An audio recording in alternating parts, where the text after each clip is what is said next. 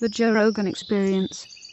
What were you saying before the podcast started? We were going to bring it up again about veganism coming from a religion. Yeah, veganism started with the Seventh Adventist Church, I believe. So there was a group of people that had a church, and the guy that led the church as part of the church was like, they were following the Jewish kosher laws or whatever at first, and it was like no pigs or whatever else, shellfish, I think. Yeah. No pigs or shellfish. And then the guy just said, like, it just sort of took it to a next level and said, like, no meat, no animal products at all.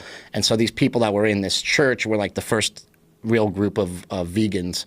The Church of Seventh Adventist, I think, is what it's called, is where it came from. Like 1863 is when that movement, I guess, started. I'm sure it started early. I'm sure people were doing it earlier than that, obviously, but I think that that's where the roots came in. And I just find that really interesting because it does seem like a religion. It seems like it seems like a lot of times you get.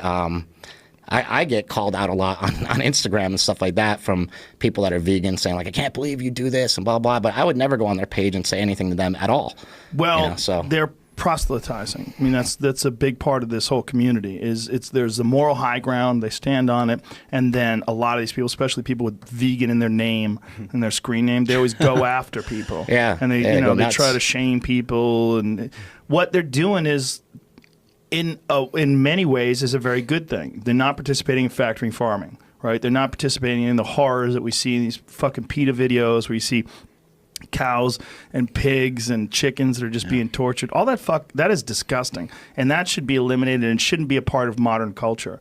But in terms of like the humane raising and killing of animals, look, they're not going to live forever. And I don't care what you say. I'm not into animal suffering. I don't think they should suffer. But if you try to say that people are not herbivores, or that people are herbivores, rather, and that we're not omnivores, you're crazy. It's just not true. It's not fact. And they show pictures. These are not the teeth of a carnivore. These are the teeth. We're not carnivores, stupid. We're omnivores. They show you the intestines and everything. Yeah, we look real similar in our teeth to fucking chimps. Chimps are omnivores.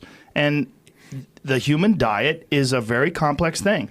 When you attach that human diet to ideology, then it gets really screwy because you're not dealing with people that are being honest about dietary, like what is really important and for dietary requirements, how your body functions, what the studies show. If you look at it objectively, the first thing anybody should say, across the board, get rid of all the fucking sugar. That's number one. Yeah. Get rid of all the refined carbohydrates.